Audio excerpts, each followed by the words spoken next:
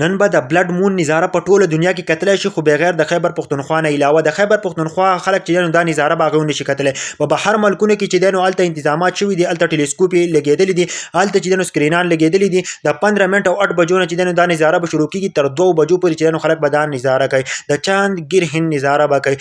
خلک چې دی نو د بلډ مون انتظار کوي، د بلډ مون به دې ویني، او بلکې د خیبر پښتونخوا نه علاوه 80% خلک په دنیا کې دا ویني، په عامو سترګو باندې به دا ښکاري، او بغیر د خیبر پښتونخوا نه علاوه ملګرو په دې ټیم کې چې دی نو بهر ملکونو کې چې دی نو ډېر غټ انتظامات شوي دي. بیا چې دی نو د انډیا خلک او نور ملکونو والا ځینې خلک چې دی نو هغه چې کله بلډ مون وي، چاند ګیر هند وي، نو هغه کوشش کوي چې خوراک نه کوي، چې څو پورې چاند ګیر هند ختم شوی نه وي دغه پورې هغه چې دی نو خپل خوراک نه کوي. د خیبر پښتونخوا خلک چې دا نظاره ولې نشي لیدلی؟ د دې کې څه مسله ده چې دا به نشي لیدلی ملګرو؟ د خیبر پښتونخوا کې په دې ټیم کې بارانونه دي، په خیبر پښتونخوا کې وریځې دي، په خیبر پښتونخوا په ځینو علاقو کې ډېر تیز باران ولیږي، په خیبر پښتونخوا کې چې دی نو هلته د بارانونو امکانات دی، هلته چې دی نو سیلابونو امکانات دي. نو په دې وجه چې د خیبر پښتونخوا خلک د بدقسمتۍ نه دا نشي لیدلی.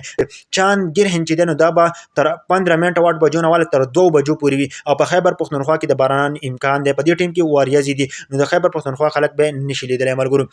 ځینې خلک وایي که نه چې یوه ښځه پریګننټ وي، یوه ښځه ماشوم وي په خېټه باندې، آیا دې ته څه نقصان رسېدلی شي که نه شي؟ دا بالکل نشي. دا چې څوک هم دا خبره کوي دا دروغ دي، بالکل چاته نقصان نشي رسېدلی. یا ځینې خلک وایي که نه چې چاندګیر هند وي، بلډ مون وي، نو تاسو یو ماشوم چې دی نو هغه به ښخوئ او 15-16 ګنټې پس چې دی نو هغه به راوباسئ، او دا هم دروغ دی، چېرته به هم تاسو دا نه کوئ، ځکه چې زموږ په اسلام کې ښودلي دي چې کله چاندګیر هند وي یا سورجګیر هند وي، تاسو به کوشش کوئ الله طرف ته به رجوع کوئ، ځکه چې الله عبادت به کوئ، 2 رکعته به کوئ چې الله پاک چې دی نو دا ختم کړي ملګرو. زمونږ اسلام چې دی نو ډېر زبردست دین دی، ځکه چې ته مذهبونو والا هم کتلي وي چې سورجګیر هند وي یا چاندګیر هند وي، هغه څه خوراک نه کوي. ځین چې دی نو هغه په انتظار باندې دی، هغه چې دی نو کوشش کوي چې دا نظاره موږ وینو، او زمونږ مسلمانان چې دی نو الله طرف ته به توجه کېږي، د الله طرف نه به معافي غواړي، د الله طرف نه به د خپلو ګناهونو معافي غواړي.